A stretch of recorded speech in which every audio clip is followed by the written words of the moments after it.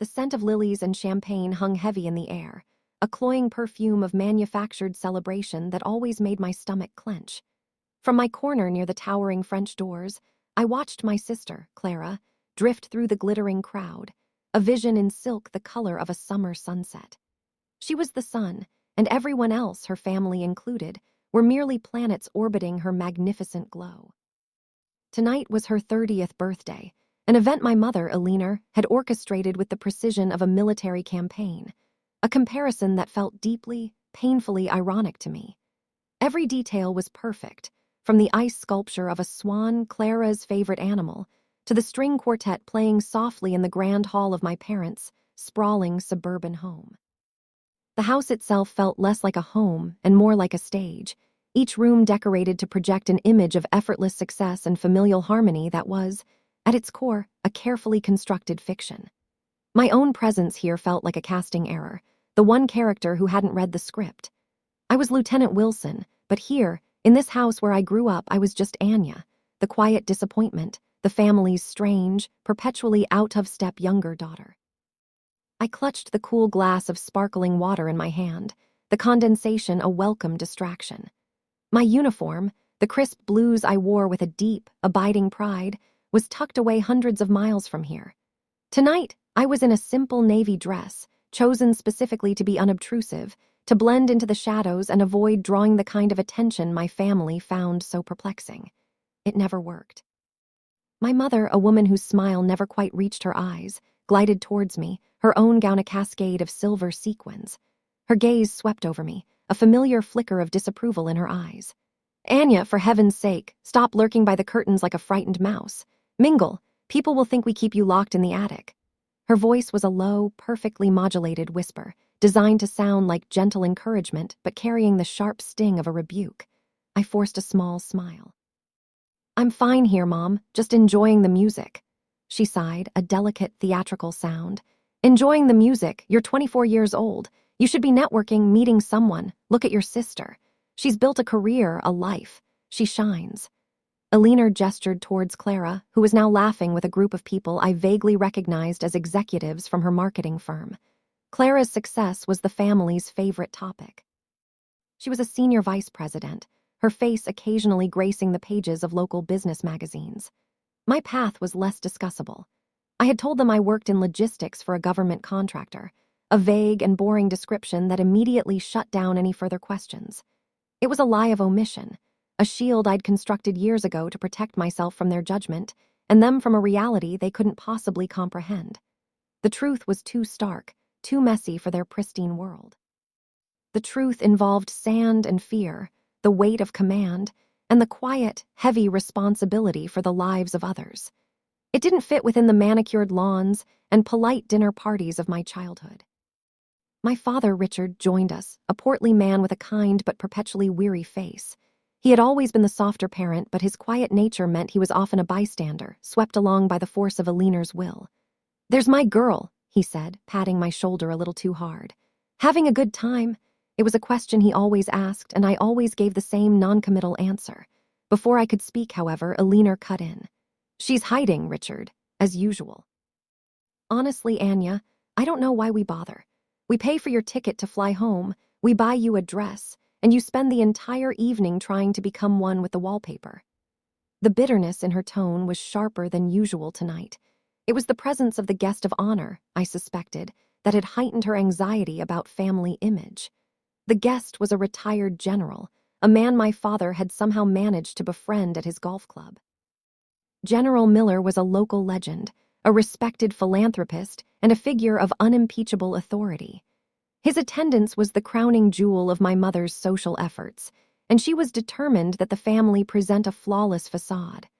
My presence, my quiet, un-Clara-like existence, was a crack in that facade. The tension was broken by the arrival of Clara herself, her smile as bright and blinding as a camera flash. She looped her arm through our mother's. "Mom, stop harassing Anya. She's just processing, you know how she is." The words were framed as a defense, but the condescending pat on my arm that followed told a different story. It was a gesture that said, "There, little sister, it's all right that you're not like me." She turned her radiant smile on me. "Are you having fun, Anya?" "I know this isn't exactal. Why your kind of scene? My kind of scene. She meant anything that required social interaction and didn't involve books or solitude. That was the box they had put me in since I was a child. Anya, the shy, awkward bookworm. They had never considered that the box might have become too small. It's a beautiful party, Clara. You look happy, I said, and I meant it. Despite everything, a part of me still loved my sister, still remembered the little girl who shared secrets with me under a blanket fort in the dead of night.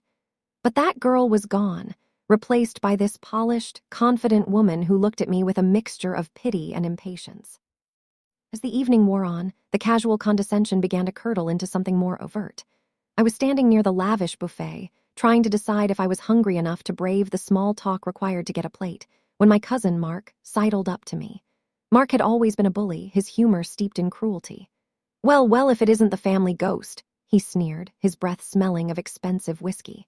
Still working that top-secret, super boring government job. I gritted my teeth. Something like that.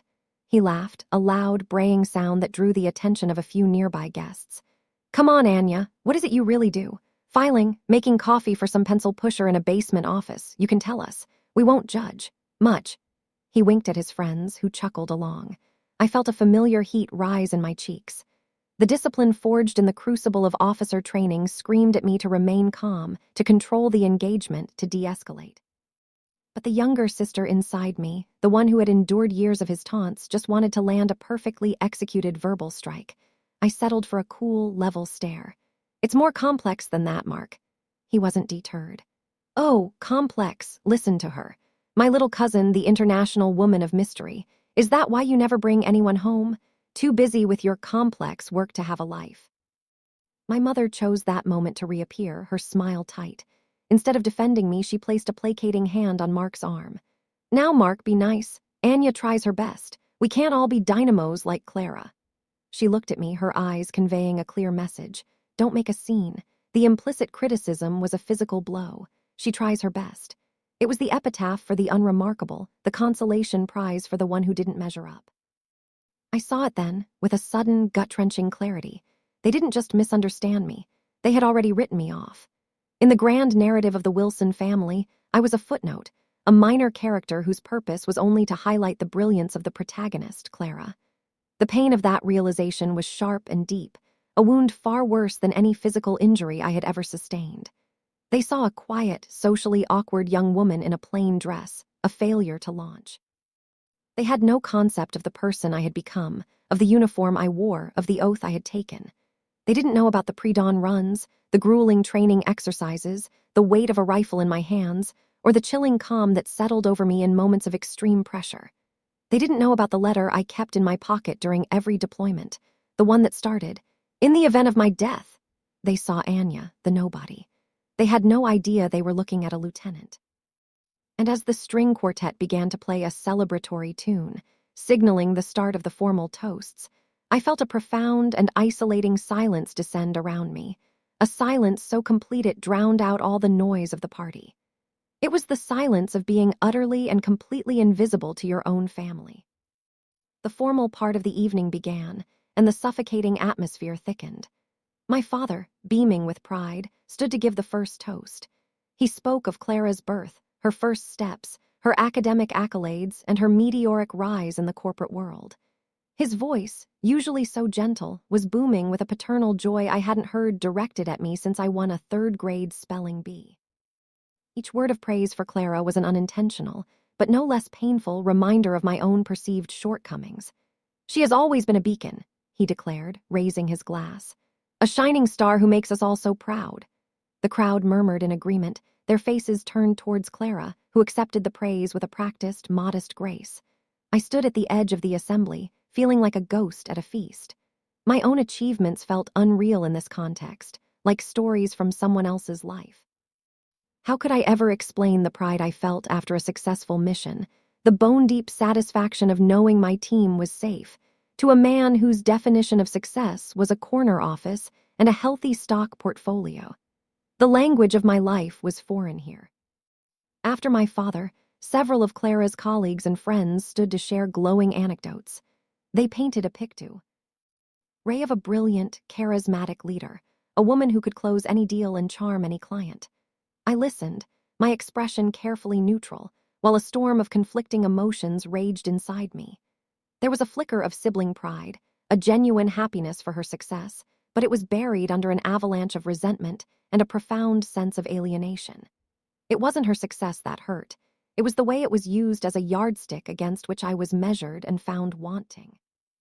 The comparison was always there, unspoken but hanging in the air between us like a thick, choking smoke. I caught my mother's eye across the room. She gave me a small, tight-lipped smile, a gesture that was meant to be inclusive but felt more like a warning. Stand up straight. Look pleasant. Don't embarrass us. I straightened my shoulders, the ingrained discipline of my training taking over. My posture was one of the first things they had drilled into us. Stand as if you have a right to be here. It was a lesson I had to constantly relearn in my own home. The low point of the evening arrived in the form of my Aunt Carol, my mother's sister. Carol was a woman who wielded gossip like a weapon and whose sweetness was a thin veneer over a core of malice. She cornered me near the grand piano, her eyes alight with a predatory gleam. "Anya, dear," she cooed, "it's so lovely to see you. We were all just saying how brave you are." Brave. The word hung in the air, dripping with insinuation. "Brave for what, Aunt Carol?" I asked, my voice flat. She waved a dismissive hand, her many bracelets jangling. "Oh, to be so independent, to not be concerned with the things other young women your age are chasing after. Marriage, a career with a future, it's very modern of you." The subtext was clear. You are a failure. You are alone, and your job is a dead end. Every word was a carefully aimed dart, and I could feel them finding their mark. The worst part was seeing my mother nearby, engaged in conversation but clearly listening, a faint, pained expression on her face that was not sympathy for me, but embarrassment. She was embarrassed by me. I was her strange, unmarketable daughter, the family's little secret. It was in that moment that the quiet hurt I had been nursing for years began to harden into something else. It was no longer just pain. It was a cold, quiet anger. An anger at their willful blindness, at the neat, convenient story they had written for me without my consent. They had judged the cover of my book without ever bothering to open it and read a single page. Finally, it was time for the guest of honor, General Miller, to speak. My father introduced him with a reverence that bordered on worship. "A man of immense integrity, a true leader and a dear friend," he announced. The general, a tall man with a shock of white hair and eyes that held a lifetime of authority, moved to the center of the room. A hush fell over the crowd. He was a natural commander, his presence alone demanding respect. He began by offering warm birthday wishes to Clara, complimenting the party and my parents' hospitality with a smooth, practiced charm. My mother preened, her face flushed with triumph. This was the validation she had been seeking all night. The general was praising her daughter, her home, her success as a hostess and a mother. He spoke for a few minutes about the importance of community and family, his voice a deep, resonant baritone that held everyone captive. "In my years of service," he said, his gaze sweeping across the room, "I learned that true character isn't always found in the spotlight. It's not always loud or celebrated. Often the greatest strength, the most profound courage, is quiet. It's found in the people who do the hard work when no one is watching, who carry the heaviest burdens without complaint." My mother nodded enthusiastically, no doubt applying his words to Clara's tireless work ethic. Clara herself looked pleased, accepting his words as a tribute to her own ambition. The general paused, letting the silence hang in the air for a beat. His eyes continued their slow scan of the room, and then they stopped. They stopped on me. He locked his gaze with mine, and in that instant I felt a jolt of recognition, a terrifying and exhilarating sense of being truly seen for the first time all night. My heart began to pound against my ribs, a frantic, trapped bird. I knew what was coming. Part of me wanted to run, to disappear back into the shadows. But another part, the part that had been forged in fire, held its ground. My training took over. I met his gaze, my back straight, my chin up. The general's expression shifted. A small, almost imperceptible smile touched his lips, a smile of shared understanding, of respect. The room was still, the guests hanging on his next words, completely unaware that the entire narrative of the evening was about to be irrevocably altered. He cleared his throat, and his voice, when he spoke again, was clear and firm, cutting through the comfortable, self-congratulatory atmosphere my family had so carefully constructed. And he said my name. "But I'm not just here tonight to celebrate a birthday," General Miller continued, his voice resonating with a new, more serious timbre. His eyes remained fixed on me, a silent command to stay put, to face what was coming. The entire room seemed to hold its breath. "I'm here to acknowledge a different kind of achievement, an achievement of such significance that it touches the lives of everyone in this community, even if you are unaware of it." A confused murmur rippled through the guests. My mother shot a quick, anxious glance at my father, who looked equally bewildered. Clara's perfect smile faltered for a fraction of a second. They thought he was about to announce a charitable donation or a new business partnership. They were still living in their world, the world of galas and press releases. The general let the confusion build for a moment before continuing. "We often celebrate the captains of industry," he said, giving a polite nod toward Clara. "And rightly so. But we must also celebrate the guardians of our safety, the silent sentinels." He took a step forward, away from the impromptu stage near the fireplace, closing the distance between himself and where I stood. The crowd's attention followed him, a sea of curious faces turning towards me, their expressions shifting from polite interest to outright confusion. Why was the general walking towards the quiet, unremarkable younger sister? "A few weeks ago," he began, his voice dropping slightly, becoming more personal, more intense, "a critical intelligence intercept identified a significant threat. A planned attack, sophisticated and well-funded, that would have resulted in catastrophic loss of life. Hundreds of innocent people were in danger." He paused, letting the gravity of his words sink in. The atmosphere in the room changed instantly. The light-hearted celebration evaporated, replaced by a tense, chilling silence. This was no longer a birthday party toast. This was something else entirely.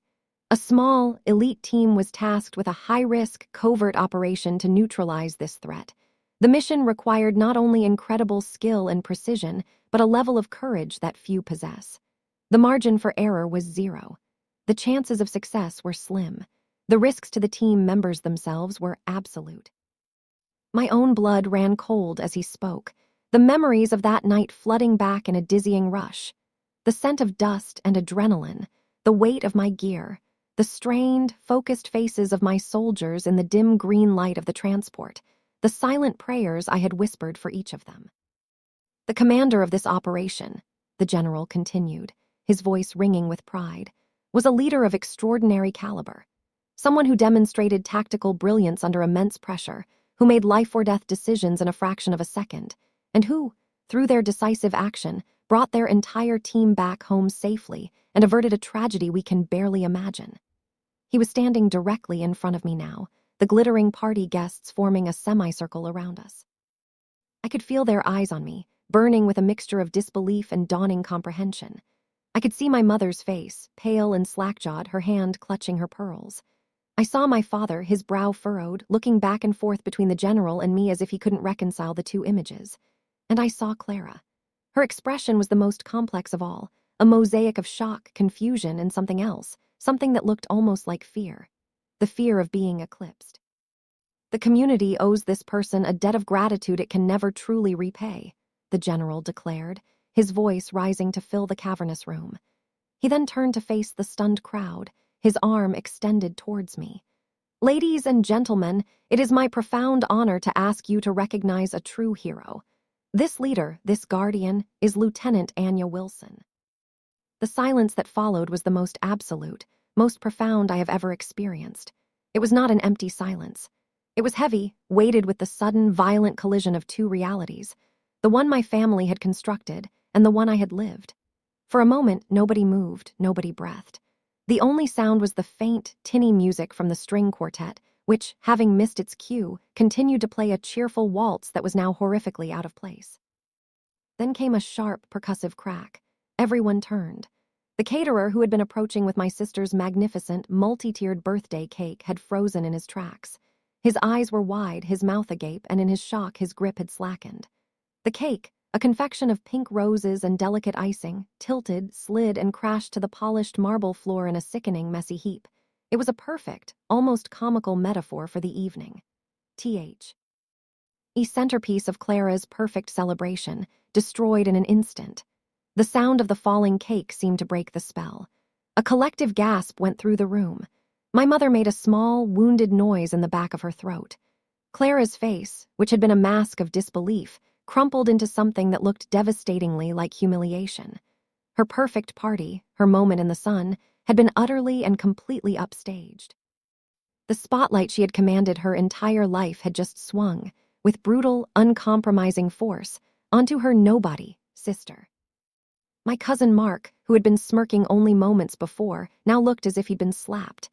Aunt Carol's jaw was literally hanging open. They were all staring at me, not as Anya, the family ghost, but as Lieutenant Wilson. The title, spoken aloud in this house for the first time, had changed everything. It was a key that unlocked a door they never knew existed, revealing a room they couldn't have imagined. General Miller, seemingly oblivious to the domestic carnage he had just unleashed, placed a gentle hand on my shoulder. "Lieutenant," he said, his voice now quiet for my ears only. "Your country is proud of you, and I am proud of you." His words were an anchor in the swirling chaos of the room. I managed a small, shaky nod, my throat too tight to speak. My gaze drifted from the shattered cake on the floor to the shattered expressions on the faces of my family. The mockery, the pity, the casual cruelty, it had all vanished. In its place was a stunned, gaping void. They weren't looking at me with pride or understanding, not yet. It was something far more raw, utter, world-altering shock.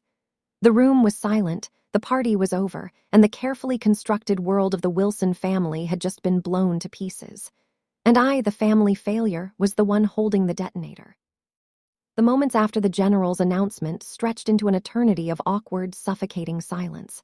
The guests, unsure of the proper etiquette for a family implosion, stood frozen, their eyes darting between me, my shell-shocked family, and the sad, sugary wreckage of the birthday cake. The string quartet finally trailed off into a discordant squeak, as if they, too, had just understood the magnitude of what had happened. It was my father who moved first. He took a hesitant step toward me, his face a canvas of confusion and a nascent, unfamiliar emotion that might have been pride. "Anya," he whispered, the name a question. "A lieutenant." He looked at the general as if for confirmation, as if his own daughter's reality required a third-party validator. General Miller gave a firm, single nod. "One of the finest I've had the privilege to know," he stated, his voice leaving no room for doubt. My mother remained rooted to the spot, her hand still at her throat. Her face had gone from pale to ashen. She looked at me, but her eyes were distant, as if she was replaying years of conversations, of dismissive remarks and condescending advice, and seeing them in a harsh, new light. The words she'd spoken to Mark earlier, "She tries her best," seemed to echo in the silent room, a ghostly indictment of her own blindness. Clara, however, was the epicenter of the emotional fallout. The humiliation of her ruined party was quickly being eclipsed by the seismic shock of my revelation. Her identity was so deeply intertwined with being the successful, accomplished daughter that my sudden emergence from the shadows felt like a personal attack. She stared at me, her eyes glistening with unshed tears, but they weren't tears of joy or pride. They were tears of anger, of betrayal. "You lied to us," she said, her voice a low, trembling accusation that cut through the silence. "All this time, logistics, you let us think you were nothing." The word hung in the air, a confession of her true opinion of me. It was the truth, stark and ugly. They thought I was nothing. "I didn't lie, Clara," I replied, my voice steadier than I felt. "I just didn't tell you everything. It's not something I could talk about." "Why not?" she shot back, her voice rising. "Were you ashamed of us? Or did you just enjoy your little secret, watching us, laughing at us for being so clueless?" The accusation was so far from the truth it was almost absurd, yet I could see the logic from her perspective. My silence, intended to protect, now looked like deception. My humility looked like arrogance. Before I could respond, General Miller intervened, his tone gentle but firm. "Miss Wilson," he said, addressing Clara directly, "your sister's work requires a level of discretion most of us can't imagine." Her silence was not a judgment on her family. It was a requirement of her duty. It was a measure to protect not only sensitive operations, but also the people she loves. His words were meant to soothe, but they only seemed to fuel my family's sense of inadequacy. My father looked down at his own hands, soft from a life spent behind. a desk as if suddenly ashamed of their uselessness. My mother finally seemed to find her voice. "Protect us," she repeated, her tone laced with a new kind of hurt. "Anya, we're your family. We had a right to know. We've been worried about you, about your future, and all this time you were playing soldier." The phrase "playing soldier" was like a slap. It trivialized everything: the training, the sacrifice, the risk. It revealed the depth of her inability to comprehend my life. I felt the cold anger from earlier returning, sharp and clear. "I do play soldier, Mom," I said, my voice dangerously quiet. "I lead them, and some of them don't come home. It is not a game." The raw, unvarnished truth of my statement hung in the air, extinguishing the last vestiges of a party atmosphere. The remaining guests began to shuffle uncomfortably, sensing they were intruders in a deeply personal and painful family reckoning. They started offering quiet, mumbled apologies and excuses, melting away into the night, leaving us alone in the cavernous room with the ghost of the celebration. Soon it was just us, my parents, my sister, me, and the general who stood by my side like a silent, formidable guard. The silence that fell now was different. It wasn't just shock. It was the heavy, oppressive silence of recrimination and regret. My father finally looked at me, truly looked at me, and I saw a glimmer of understanding in his eyes. "The news," he said, his voice hoarse. "A few weeks ago, there was a story about a foiled plot overseas. They said the details were classified. Was that?" He couldn't finish the sentence. I simply nodded. The implications of it washed over him, the reality of the danger I had been in. He sank into a nearby chair, burying his face in his hands. "My God, Anya, my God." My mother, on the other hand, seemed to be grappling with a more social form of horror. "What will people think?" she whispered, her eyes wide with panic. "What will they say? All this time we had no idea. We look like fools. We look like terrible parents." Her first thought was not for my safety, but for their reputation. The realization was a final, devastating blow to the fragile hope that this revelation might instantly bridge the chasm between us. For her, my secret life wasn't a source of pride, but a source of social shame. Clara, still standing amidst the debris of her cake and her ego, let out a bitter, humorless laugh. "Oh, it's worse than that, Mother," she said, wiping an angry tear from her cheek. "We don't just look like fools, we've been fools, especially me." She looked at me, her gaze filled with a complex, toxic cocktail of resentment, envy, and a grudging, newfound respect. "Congratulations, Anya," she said, the words dripping with sarcasm. "You finally found a way to be the center of attention. You've won." She turned and fled the room, her footsteps echoing on the marble floors as she ran up the grand staircase. The sound of her bedroom door slamming shut was like a final gunshot, ending the night with an irrevocable finality. The long drive back to my small, sparsely furnished apartment on the other side of the city was a blur. General Miller had offered to drive me, a silent act of solidarity I was deeply grateful for. We didn't speak much. The silence in the car was a comfortable one, a stark contrast to the suffocating quiet I had left behind. As he pulled up to my building, he turned to me.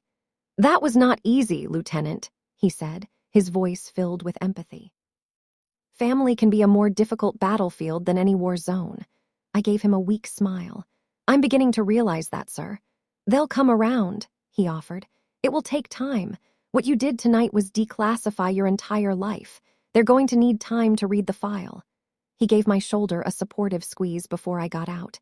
"You have nothing to be ashamed of, Wilson, remember that." I watched him drive away, the red of his tail lights disappearing into the night, and I felt a profound sense of loneliness wash over me. I had been seen, I had been acknowledged, but the cost was a family that now felt more broken than ever. The days that followed were a strange limbo. My phone, which had been silent for most of my visit, was now a source of constant, unwanted attention. My father called twice. The first time, he was hesitant, apologetic, asking questions about my life that he should have asked a decade ago. "Why didn't you tell us, Anya? We could have supported you." I didn't know how to explain that the support I needed wasn't something they could have given. It wasn't about money or praise. It was about understanding, and they had never even tried to understand the person I was, let alone the soldier I had become. The second call was more difficult. He told me my mother had refused to leave her room for a day, paralyzed by what she called the humiliation. She wasn't humiliated by my job. She was humiliated by her own ignora. NCE by the fact that a respected general knew more about her daughter's life than she did. It was a wound to her pride, and my mother's pride was a fortress not easily breached. Clara didn't call at all. She sent a single, terse text message 2 days later. "I hope you're happy." Was I happy? I didn't know. I felt vindicated, but I didn't feel victorious. There was no joy in my family's pain, no triumph in my sister's resentment. The justice I had craved felt hollow. I decided to cut my leave short and return to base. My small apartment, once a sanctuary, now felt like a cage filled with the ghosts of my family's expectations. I needed to be back in my world, the world where my rank meant something, where my actions were understood, where I was judged not by my social graces or my marital status, but by my ability to lead. Before I left, I did something I hadn't planned on. I drove back to my parents' house. I didn't call ahead. I let myself in with the key I still carried, a relic from a life that no longer felt like mine. The house was quiet, the opulent rooms still bearing the faint, ghostly scent of lilies and champagne. I found my father in his study, staring out the window. He looked older, more tired than he had at the party. "Anya," he said, startled. "I didn't know you were coming." "I'm heading back to base," I told him. "I wanted to say goodbye." An awkward silence fell between us. "I'm proud of you," he said finally, the words sounding clumsy, unpracticed. "I know we haven't been fair to you, we just didn't understand." "You didn't try to," I replied, the words softer than the anger I felt. It wasn't an accusation, just a statement of fact. He flinched but nodded. "You're right," he admitted. "We put you and Clara in boxes. She was the star and you were the quiet one. We never thought to look inside your box to see what was there." It was the most honest thing he had said to me in years. I asked if I could see Mom. He hesitated. "She's not herself, Anya. She's taking this very hard." I went upstairs anyway. I found her in her bedroom, not crying, but sitting ramrod straight in a chair, staring at a collection of silver-framed family photos on her dresser. There were dozens of pictures of Clara, at her graduation, accepting an award, on vacation. There were only a few of me, mostly from my childhood. There was a conspicuous gap where a recent photo should have been. "I came to say goodbye," I said from the doorway. She didn't turn around. "The Millers called," she said, her voice brittle. "Marjorie Miller." She went on and on about how proud they are to know such a courageous young woman, how the whole town is talking. Her focus was still on the social implications, on the gossip mill. She wanted to know why I never mentioned it. What was I supposed to say? That my own daughter kept her life a secret from me. She finally turned to look at me, her eyes filled with a baffling mix of anger and hurt. "Do you have any idea how that feels?" I took a breath, the carefully controlled breathing of a marksman. "Do you have any idea what it feels like to have your own mother introduce you with an apology in her voice?" I asked quietly. "To be told to your face that you're a disappointment just because your path is different. You were so busy being proud of the daughter you had, you never bothered to see the daughter you got." The truth of it struck her. I saw it in the way her shoulders slumped, the way the anger in her eyes faltered, replaced by a flicker of genuine pain. For the first time, I think she understood that her words, her casual dismissals, had been weapons, and they had left scars. We didn't resolve anything in that moment. There were no hugs, no tears of reconciliation. But a different kind of truth had been spoken, one that was more painful but more real than the polite fictions we had been living with for years. I left her sitting there, amidst the silver-framed memories of the daughter she thought she knew, and walked out of my childhood home, feeling not like a hero, but like a survivor of a long and quiet war. Back on base, the familiar rhythms of military life were a soothing balm. The crisp morning air during PT, the focused intensity of the training simulations, the easy camaraderie with my unit, it was all a world away from the emotional minefield of my family. Here I was not Anya, the quiet sister. I was Lieutenant Wilson, or simply L, the call sign my team used. I was respected for my competence, for my calm under pressure, for my unwavering commitment to the men and women I led. My life had a clear, definable purpose that had nothing to do with social status or family expectations. Yet, the events of the party lingered in the back of my mind. The satisfaction of the reveal had faded, replaced by a lingering ache. I had proven them wrong, but I had also broken something, and I wasn't sure it could ever be fixed. I threw myself into my work, my focus sharper than ever. We were preparing for a new deployment, and I had a responsibility to ensure my team was ready for whatever lay ahead. My personal drama had to take a backseat. About a month after the party, a package arrived for me. It was from my father. Inside, there was no letter, just a small velvet box. I opened it to find a single silver locket. It was simple, elegant, and clearly old. I recognized it as my grandmother's, a family heirloom my mother had always treasured. Tucked inside were two tiny, faded photographs. On one side was a picture of my grandparents on their wedding day. On the other, a picture I had never seen before. It was of a young woman in a crisp military uniform from the 1940s. She had my eyes. I turned the locket over. Engraved on the back were the words, Eleanor Wilson, WAC, 1944, my grandmother. The pieces clicked into place. My mother's name was Eleanor. She had been named after her own mother, a woman who had served her country, a woman whose story had apparently been buried and forgotten. The gift was an apology, a peace offering, and a confession all in one. It was my father's way of saying, we have a history of strong women you knew nothing about. We forgot. Please don't let us forget you. It was a start. A week later, I received an email. The sender was Clara. My finger hovered over the delete button, my heart bracing for another sarcastic jab. But curiosity won. I opened it. The email was long, rambling, and uncharacteristically vulnerable. She started by admitting how angry and humiliated she had been. She confessed that my revelation had felt like a personal failure on her part, that her entire life had been about being the successful one, and she hadn't known who she was without that title. She wrote about the days after the party, about the flood of calls from people who were suddenly interested in her hero sister. She hated the attention, but she also hated how she had treated me. I replayed everything in my head, she wrote. Every joke at your expense, every time I talked down to you. I always told myself it was just sibling stuff, that you were just sensitive. But I was wrong. I was cruel. I was so obsessed with my own spotlight that I never noticed you were shining in a completely different way, and probably a million times brighter. She told me she had started reading about the military, trying to understand what my life was actually like. She didn't pretend to get it, but she admitted she was in awe of it. The email ended with a simple, humbling request. I know I have no right to ask this, but could you tell me about it sometime? Not the classified stuff, just what it's like. I want to know my sister, for real this time. Tears welled in my eyes as I read her words. It wasn't a perfect apology, and it didn't erase years of hurt. But it was real. It was a bridge, tentatively extended across the chasm that had separated us. The path forward was not going to be easy. My relationship with my mother, in particular, was a ruin that would need to be rebuilt brick by painful brick. She had been shaped by a generation that valued conformity and predictable success, and my life was a direct challenge to her worldview. It would take more than one dramatic reveal to change the habits of a lifetime. Perhaps our bond would never be what it once was, and perhaps that was okay. We were different people, and maybe the best we could hope for was a truce based on a new, more honest understanding of each other. The victory wasn't in the stunned silence of the party guests or the look of shock on my family's faces. The true victory was quieter. It was in my father's locket, a silent acknowledgement of a forgotten legacy. It was in my sister's email, a fumbling but sincere attempt to connect, and it was in me. I realized I hadn't kept my life a secret just to protect them or to avoid their judgment. I had also done it to protect myself. I was afraid that their misunderstanding would somehow tarnish what I did, that their world of shallow values would somehow cheapen the profound sense of duty that guided me.